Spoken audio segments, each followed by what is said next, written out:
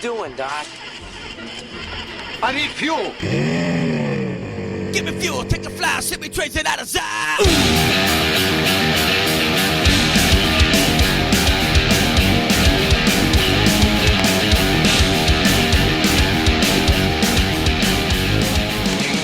Now, here are your hosts, John Eddie Jr. and Tom Tuttle. Welcome back to another episode of Fantasy Fuel. We are getting closer to what may possibly be the start of some kind of NFL season, but we may also not be ready for anything at all soon. We don't know. Tom doesn't know. I don't know. Network doesn't know. Gary doesn't know. Nobody knows, but we're going to keep giving you some information. And today's topic, after we get a little news out there, will be second-year players. And I have an article that basically listed last year, before the season started, that listed the top 80 Dynasty fantasy rookies. So we're going to see how well they nailed them, at least after year one, and we'll talk about what hopefully we can expect from them in year two. Right. But first, we have a few little tidbits of news. I want to start with some news, but probably not any news that you didn't already realize. This is more of an IDP thing, and also because I hate the Cowboys. The Cowboys all but have given up hope of Randy Gregory's reinstatement.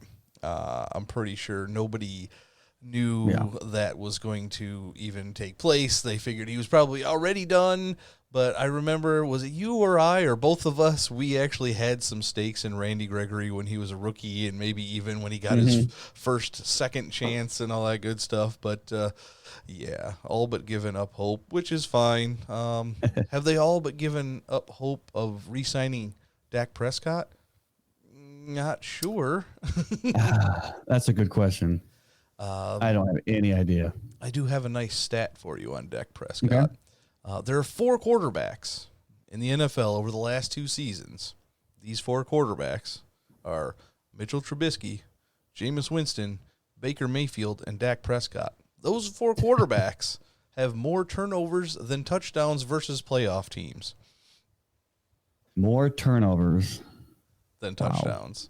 Wow. So just wanted to throw that out there since we were they talking can be Cowboys. fine against the bad teams, but not the good teams. Yeah, so, just throwing that out there. What else do we got here? The NFL's latest proposal, it just includes 1 preseason game. But the players are still wanting no preseason games and a longer acclimation period.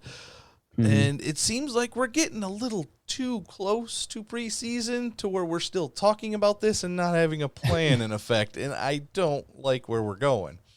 I know that they don't want preseason games. I understand that. But you have to have at least one.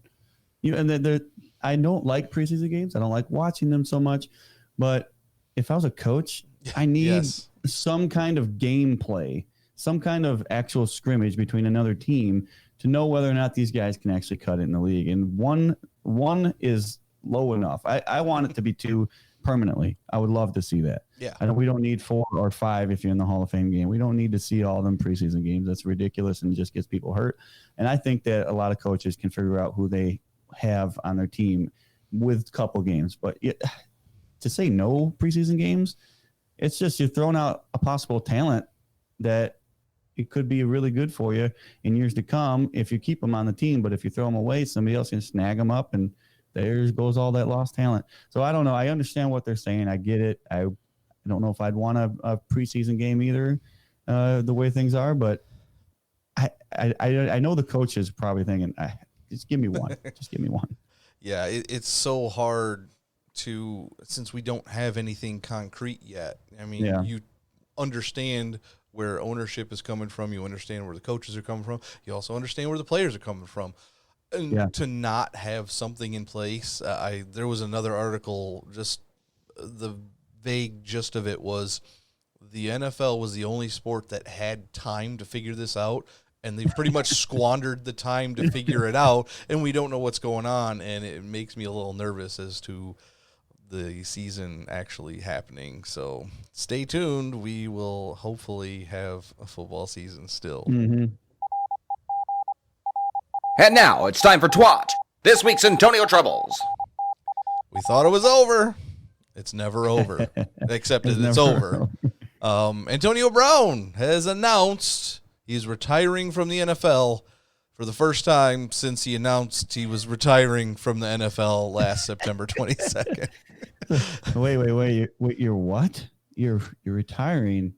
Didn't you already say that? Okay, thanks. I'm not gonna draft you in the next draft then, because now that you're telling me that you retired, I won't believe the first time that you said it. I'll just believe this time. It's in here is 11 minutes worth of tweets. There's 3 tweets that he put out there. At some point today, is it time to walk away? I done everything in the game. ? Exclamation point. Mm-hmm. Then 4 minutes later, he says, at this point, the risk is greater than the reward. Thank you, everyone who been part of this journey. I sincerely thank you for everything. Life goes on, 84.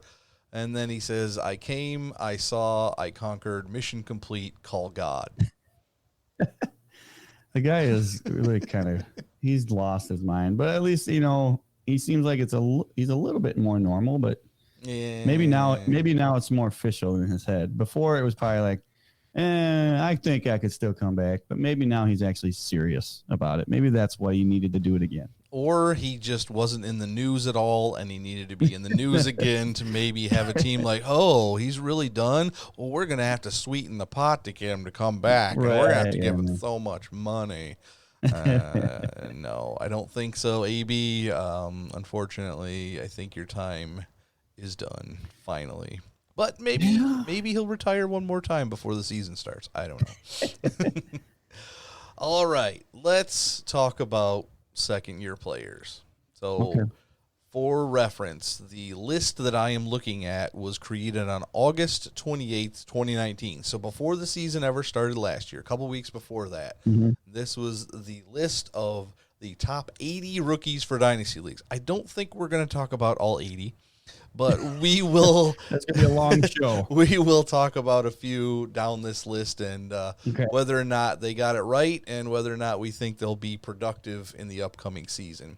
Overall, their number one was Josh Jacobs. You can't really fault them for putting him there. Yeah. He landed in a perfect spot. He's still in a perfect spot for amount of workload he's going to have, carries-wise at least. If he can get a few catches out there, he'll still be a probable back-end RB1, depending on how high you want to take him. What do you think of Josh Jacobs this season? Well, I mean, he was all right last year. I think he averaged somewhere around 15 to 18 points per game, depending on what league you're in. Yeah, so, I mean, it's not like he wasn't bad. I mean, he had some bad games. I mean, it was a week 3, he had 5 points, and then there was another week later on in the season where he had another 5-point game. And everything else has been at least above 10, which is is at least where you want your running back to be. But he had a couple big games. He had a 33-point game. He had a 28-point game. That's all that 21-point game as well. Nothing consistent, though, and that's where it kind of bothers me with Josh Jacobs. I like to see a really level off, like this guy getting 20 points per game, and he is not really even close to that. So I understand that he was highly touted. There's absolutely no blame there. And again, I expect him to improve. So I hope that this is, he's going to be something I'm still looking at. It's not like I'm giving up on him. Right. But where he's being drafted right now, I'm probably looking in another direction. Yep. Number 2 on this list, we already have an issue with because David Montgomery did not do that great as a rookie where everybody thought he was going to take over that role. Now, granted, some of us were wrong about a certain player on the Chicago Bears getting a lot of carries and whatnot, but we won't go there. We're talking about David Montgomery and his stats. I mean, he had 242 carries and 25 receptions, so he touched the ball a decent amount, but he only ended up with a 3.7 average and 7 total touchdowns, 6 on the ground. So it was not a very successful year in many people's eyes because he was going in the 4th and 3rd round last year in a lot of drafts. I know there was a fantasy footballers draft with like celebrities and whatnot, and I think he went in like the 2nd round. I'm like, Like, I understand the hype for him, but even the second round, that's way too much. So, right. David Montgomery, year 2, what do you think? Again, I think it's something that should improve. He was around 13 points per game. This is in the flag league, so I'm just going to reference the flag league. 13 points per game on average. But again, he was inconsistent. He had a couple games that were 25, 29, and he was one at 19 or so. But everything else was, I'll say he was consistently in the teens, kind of. But there's even some games that he wasn't there. So even throughout the entire year, I'm sitting there thinking, I'm waiting for him to do something, and he never really got there. So I'm hoping he gets there at some point. Sorry, I opened up a web page and somewhere somebody was talking on it. My bad. That's more important than what I'm saying anyway. So We should just go to I just think David Montgomery has, first of all, every opportunity to be the guy in Chicago, and I hope he gets to that point. I just think he was inconsistent last year. This is going to be a lot about consistency. And again, he's not somebody I'm overlooking. He's somebody I want to have, but it really depends on how the draft's going to lay out. Yep. And it wasn't even as though it was just every time he got 20-plus carries, he was good, because there were a couple of games. He had 21 carries for 53 yards one game. So even when he gets the workload, that is not enough out of him. I mean, he had 3 catches for 14 yards. So all those touches, he still had under 10 points in a PPR league. And that is something that definitely needs to improve. And Chicago, I'm sure, is going to try and do their best. They don't have a whole lot to work with this year other than Allen Robinson and like a barrage of different tight ends to work with. So I'm thinking David Montgomery will get another year's chance of a ton of touches and see if he can do something with them. All right. Absolutely. Number 3 on this list might have not been number 3 overall last year, but he definitely ended the year very well, and he is being touted a little bit more than I was hoping this year, because I'd love to scoop Miles Sanders up in a lot of leagues this year. I actually saw a comparison between Miles Sanders and Christian McCaffrey's rookie years, and Miles Sanders had by far a better rushing year than Christian McCaffrey did his first year. And then Christian McCaffrey had 80 catches compared to Miles Sanders' 50 catches. So it's not like it was out of the realm of possibility for Miles Sanders. If he'd have just been the guy from day one, he'd probably had a better stat-wise year than Christian McCaffrey did in his rookie year. Not saying he's better. I'm just saying it was a fair comparison to how the two went in their rookie seasons. Yeah, Miles Sanders is somebody, and you know this as well as anyone. There's a couple guys that I was going for hard this year, and Miles Sanders climbed so far up the boards that it made it really difficult for me to go after him, because there's other guys that I want to get before him. But now he's so far up the board on drafts that it's getting really difficult to be able to get Miles Sanders. Whenever he's available, I'm still going to take that chance. It's just not going to be in the first round. So he is somebody I'm definitely wanting to have, especially in dynasty leagues. It's going to be absolutely key to get somebody young with his talent. So he averaged like 17 points per game. But if you, like you said, you look at the last few games, it was really, really good. And even had some really good games, periodically. I'm trying to mix two words together. Periodically throughout the entire season. And even on average, it's fairly consistent. Because 13, 19, 16, 14, 20, that's at least somewhat consistent. You're not seeing a 5 and then a 10 and then a 3 and then a 17. You're not seeing any of that jump up and down. It's staying a level playing field for the most part. And that's the kind of guy I want to have on my team. And I think that's a lot of the reason why he's climbing up on the draft boards. For sure. Before we move on to the next one, Network asks, Miles Sanders, Joe Mixon, or Josh Jacobs? I would definitely be Miles Sanders over Josh Jacobs at this point, is in my opinion. And then what was the other one? Joe Mixon. Joe Mixon, boy, that's hard to pass up. I mean, the value there in general is going to be really difficult to see. And I think he's going to have a good year. Oh, that's hard. That's a really difficult one to say, but I have to go with Joe Mixon. I think the value there is just, it's more. You could get more trade from him if you were willing to trade somebody off and you could get something in return that you really like. So probably going with Mixon at that point. Yeah, that's who I have as the highest on my rankings is Joe Mixon. So Mm-hmm. I'm just going to stick with that right now until we maybe update our rankings if and when we actually get some preseason, some training camp stuff going on. We'll see. So But I'll say this in comparison, just real quick. Miles Sanders averaged 17 points per game in the flag league. Joe Mixon was 16. Oh. So there's that. I mean, once you start looking at some of the numbers, you understand just how close they actually are. Right. And Miles Sanders had a better year, so we'll see. I still think Joe Mixon has a higher value right now in fantasy leagues. All right, let's move on to number 4. Everybody already knows how I feel about this person. And obviously they were wrong after year 1, but what's going on with Nikhil Harry? Oh, my goodness. That is, he didn't even play for more than half the season. And then when he did play, it was just garbage. It was terrible. So, yeah, obviously everybody was wrong. I mean, the games that he did play, he averaged like 5 or 6 points per game, whatever it was. And he's just with a different quarterback, and say Cam Newton maybe does something with him. I don't know how it's going to work out, but it didn't work out at all this last year. And I'd take a chance really late on him, but I'm not going to push up the draft board to get somebody like this, although he could be a steal of a draft, possibly, but I'm not willing to take that chance unless it's late. Yeah, that's the only thing about Nikhil Harry that I like this year is because he was so bad last year that maybe he falls into the 13th, 14th round and you can just take him as a flyer. And again, if you're right, you'd be like, I got him in the 13th round and he won me my league. If not, you'll never mention his name. So pay that man his money. Thank you, Network, for the cheers and the bits there. There's our new alert messages and stuff. So he's testing them out, and they're working great. Sounds good.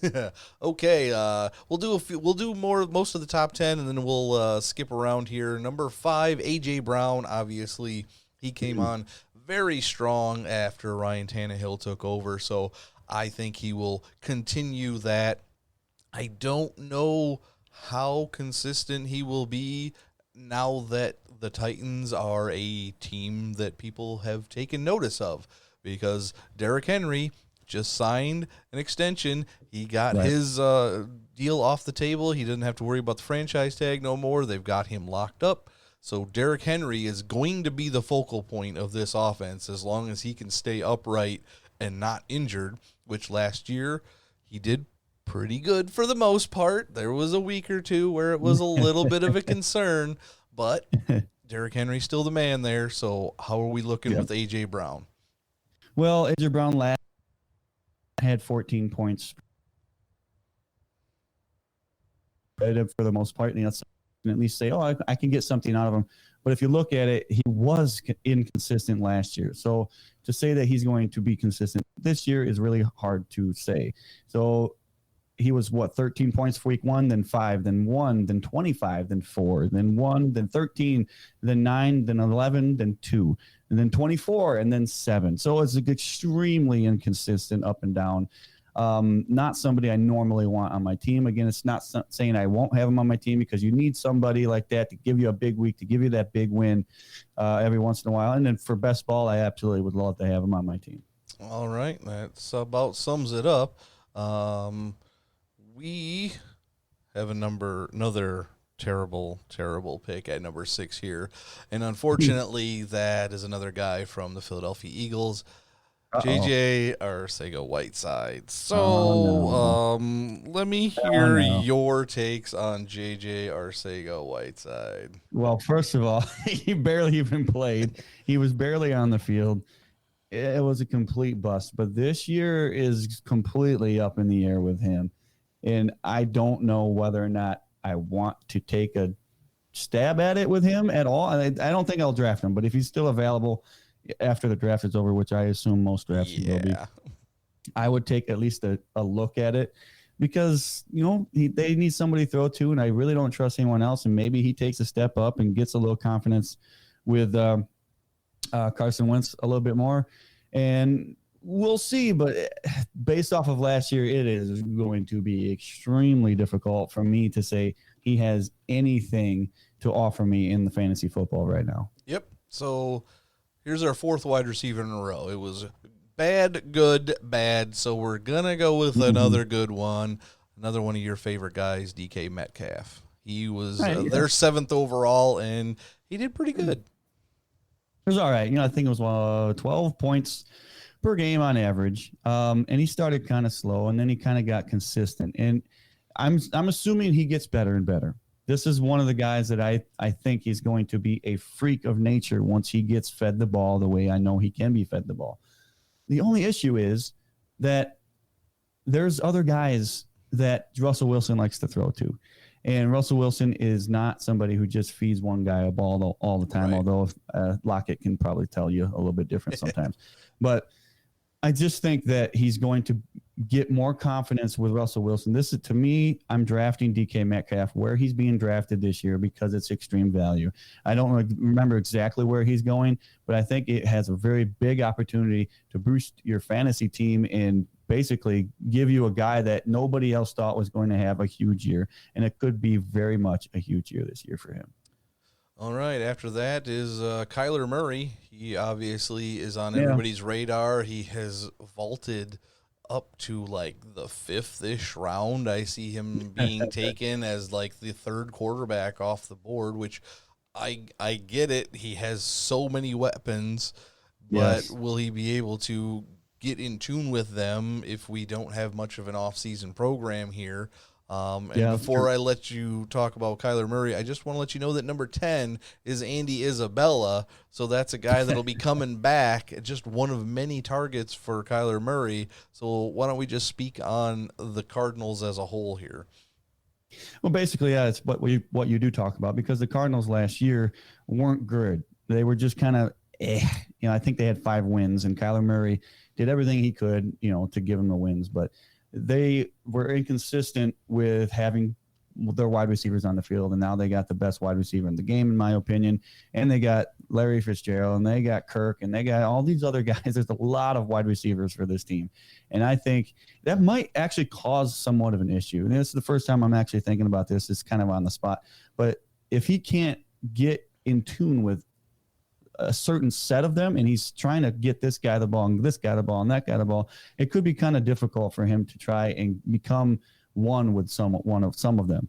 And I don't think that's going to be too much of a problem. But again, with possible, who knows what's going to happen with this year because of COVID-19 and all that. Yeah. You don't really know what kind of practice they're going to have together. But he was fairly consistent. He had a couple really bad weeks right in the middle of the season. But everything else was fairly consistent. He was in the top 10 last year in the flag league anyway. So I would expect him to improve, especially with the guys that he has. But let's see what happens at the beginning of the season, because I think it could be a slow start. And if that's the case, if you see Kyler Murray is starting slow, go out there and get him right away, because I think he will progress as the season goes on and he gets a little bit more connected with his wide receivers. Yep, and I will say I am watching Kyler Murray like I watched Andrew Luck a couple of years ago, where he may have a slow start and people might be down on him, but I told y'all to go out and get Andrew Luck and trade for him after about week 4 or 5, and then he just went on a tear. So hopefully that will be the same with Kyler Murray. Everybody drafts him high, and he starts off slow, and then I can swoop in there and be like, hey, what can I give you for good old Kyler boy? And we'll see. The key is you don't say, what can I give you for Kyler? You say, I'll take this guy, and then you can throw in Kyler to make it a little bit more even. And then they'll be like, well, I guess so. And then downplay it just a little bit more. Yeah. Yeah. All right, the other guy inside the top 10 who started off week 1 with a bang and then just kind of got hurt and couldn't put anything together, T.J. Hockenson. You know how high I was on him going into last year, and I still am high on him, but you definitely don't have to spend a high pick on him whatsoever. He is just right there at the end of the tight end ones that are being drafted after the top 5-ish are going. Then it's kind of a menagerie of whoever gets taken where, who's got more faith in what tight end, and TJ Hockenson is one that you can just wait for. If everybody else takes a tight end, you can take him and hope that he gets on the same page. We'll have a hopefully healthier Matt Stafford, who does like to target the tight end. He's just never had a reliable one before, and I think Hockenson can be a reliable one as long as he stays healthy. Yeah, it's kind of strange because I think everybody pretty much thought Hockenson was going to get a ton of targets last year, and it just didn't happen. I mean, he had a couple games where if you have negative points in fantasy football, he gave you negative points, and you're sitting there thinking, this is terrible. I can't deal. And this, it was right away in the season. I think he had week 1, he was amazing. And everybody was like, this is going to be a huge year for Hockenson. And then week 2, negative points. Week 3, negative points. And you're like, all right, this is not cool. What happened? And then he got somewhat consistent, if you want to say consistent, but he barely even broke into the teens. I mean, he never did break into the teens for the rest of the season, if I'm recalling correctly. But yeah, I mean, that's just not good. It was extremely below average. And like you said, he's going later. So at that point, there's going to be a whole bunch of tight ends, like you said. And if you don't think Hockenson's the guy, then whatever, don't take him, go with somebody else. But I think he's still got a pretty decent opportunity to improve from last year. I mean, he can't get much worse than what he did last year. At the start of the season was amazing, and then it got really bad really quickly from there. All right, so we'll do something a little different here because we got 3 wide receivers in a row, and they're all basically in the same types of boat. So I want you to tell me which one you would rather have. Okay. Marquise Brown, Deebo Samuel, or Mecole Hardman? Ooh, I'm going to say not on Hardman just because there's a lot of other options there, but Hardman is an interesting one. It's because of the quarterback. That's it right there. I mean, that makes the whole difference.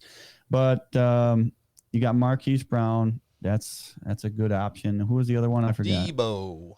Oh, Deebo Samuel. Man, if Deebo had a little bit better of a quarterback that I felt like could actually do something, I would go with Deebo because I think he's got the most talent out of all of them. I think he is the most electric. Well, Hardman's electric, but it's a different. It's a speed electric, yeah. Yeah, I think Deebo has the chance to be a spectacular wide receiver in the NFL. Let's just hope that Garoppolo really steps up this year for his sake, because I think that could be an extremely good wide receiver to have this year if Garoppolo takes that step forward. All right, Noah Fant, not much to say. It's basically the same thing as Hockenson, although he was on the field more last year. But we do have Drew Locke, who is way down the list. Let me see where I can find him on this list. 52 out of 80 is where they have Drew Locke on this list. So they did not expect him to do that well, but I saw a little bit of spark between those two towards the end of the season. Hopefully it keeps it going.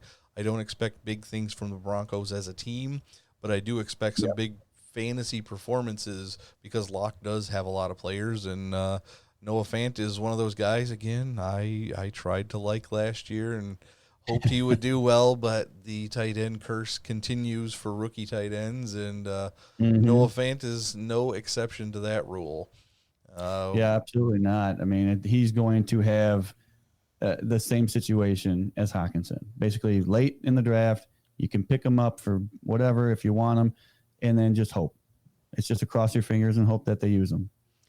All right, Devin Singletary, I think everybody knows kind of where we stand on him. If he didn't have Zach Moss there, I know you'd be higher on him. I'm still hoping for the 1-2 punch in Buffalo, but I know you just hope Buffalo isn't that good anyway, so we don't have to hang on Devin Singletary. The one right after him at 17 on this list, Darrell Henderson. Now, he's got a chance to show everybody what he has.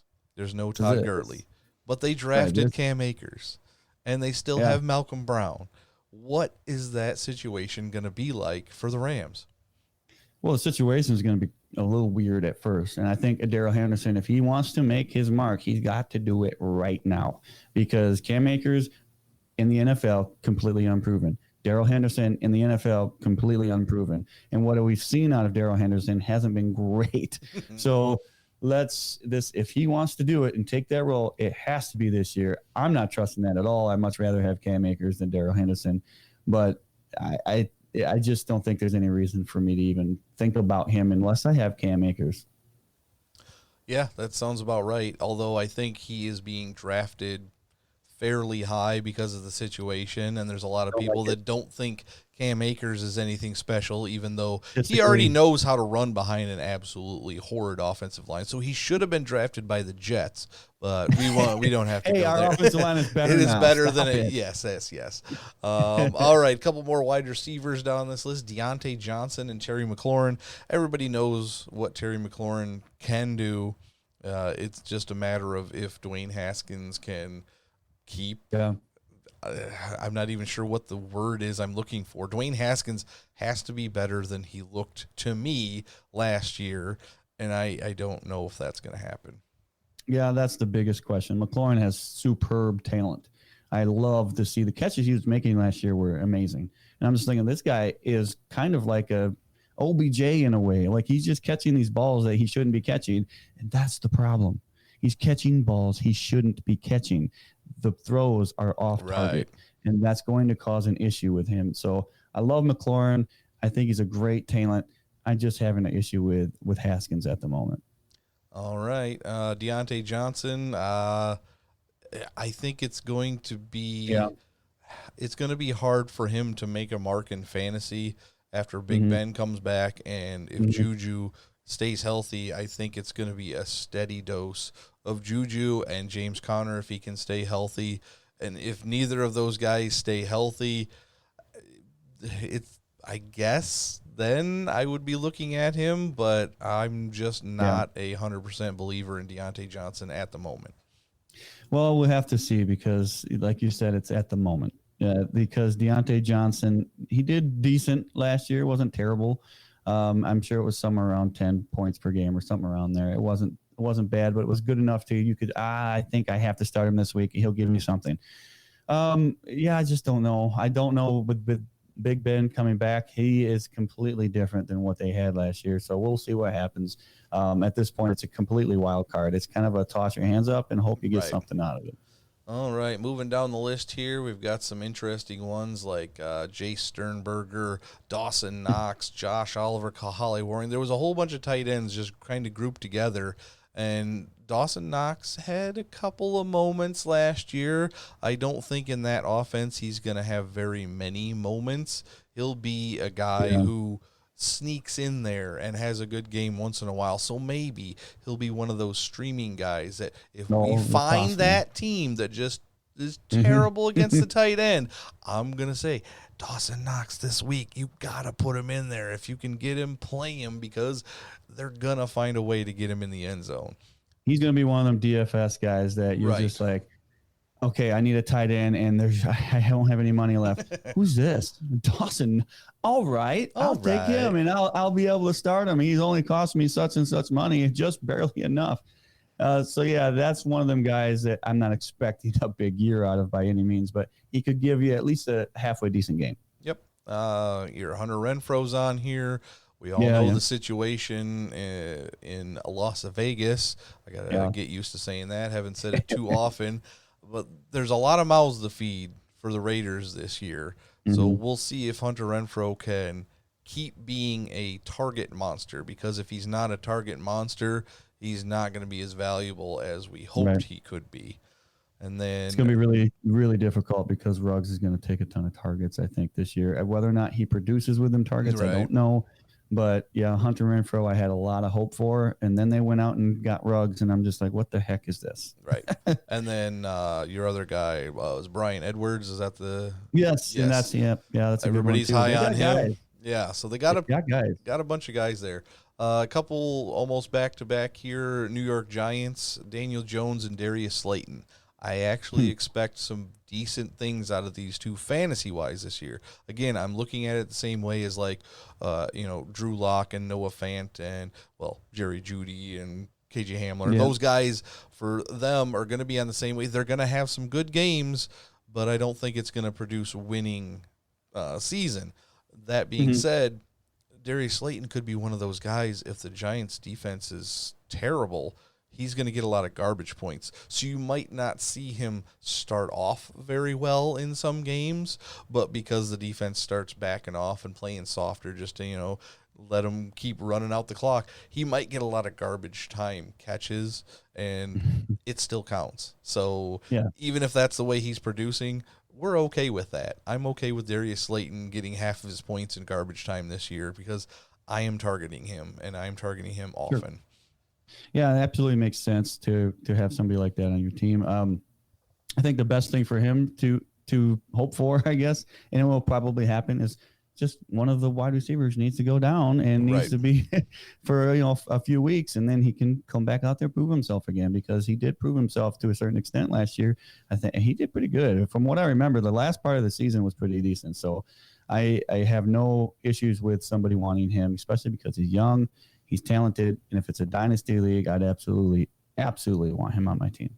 Yep, there was a few games at the end. He had 9 targets, 8 targets, 9 targets. One of those games he had 2 touchdowns, and then he only had 3 targets in the game, but he got a touchdown. So he was producing in different ways. So I could see, there was a lot of high scoring or late runs in those games, I believe. So, like I said, Darius Slayton, even if it's garbage time, it is worth it.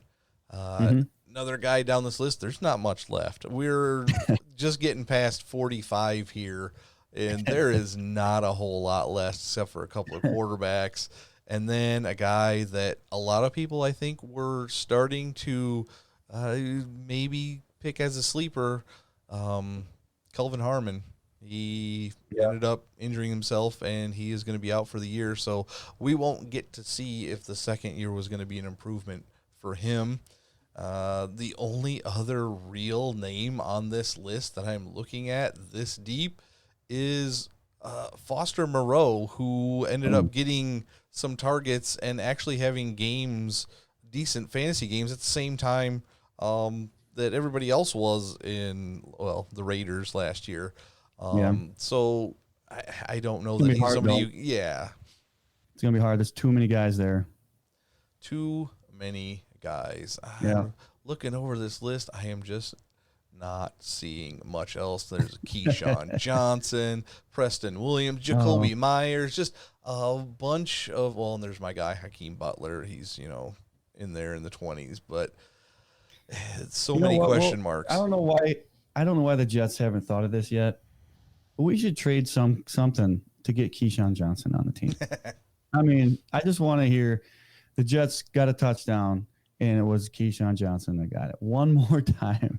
That would be great, because it would be hilarious. We would be talking about it for weeks. And then if he actually turned into something, maybe he actually ends up with more touchdowns than Keyshawn Johnson did while he was in New York. Wouldn't that be something? That would be something. But I mean, at this point, he's just buried. He's on a team and he's buried. And he's good. I know he's good. I've seen what he can do in college, and even last year a little bit at the start of the season for sure. He was producing. I'd like to see him go to a team that needs a wide receiver, whether or not that be the Jets or somebody else. I think he's got talent there, and right now he's just on a team that's just not going to give him the production. All right. Well, that is going to do it for our second-year players list, and look back, it was not a great list, at least the order that they had it. There was some good ones down the list and some really bad ones up high. Not saying that this is the end of the line for some of these guys, like Nikhil Harry and J.J. Sega Whiteside. So we will find out, hopefully, if there's a season, we'll find out how many improve and how many kind of just stay stagnant. But that'll do it for us. Thank you for watching. If you're on Twitch, thanks for listening out in podcast land. We are about to switch over and record the Back Row Jets show, part of the Back Row Network, where they do have a number of teams. They're not all full yet, but yes, we do. We have the Patriots now, Tom. There is literally a guy doing the Patriots podcast after all the times you said there were, but there weren't. We've got the Redskins, which is no longer, so I'm very curious to see that name change. So there will no longer be the Back Row Redskins show eventually. We got the Packers and the Finns and the Cowboys and the Eagles and the Steelers and the Browns and the Ravens. There's a ton of them out there. The Texans. So please check them out. We're always reposting on Twitter whenever there's a new episode for any of the guys. So please check them out. But yeah, that'll be it. And thanks for listening. Don't forget to stay fueled up in hopefully the off-season program.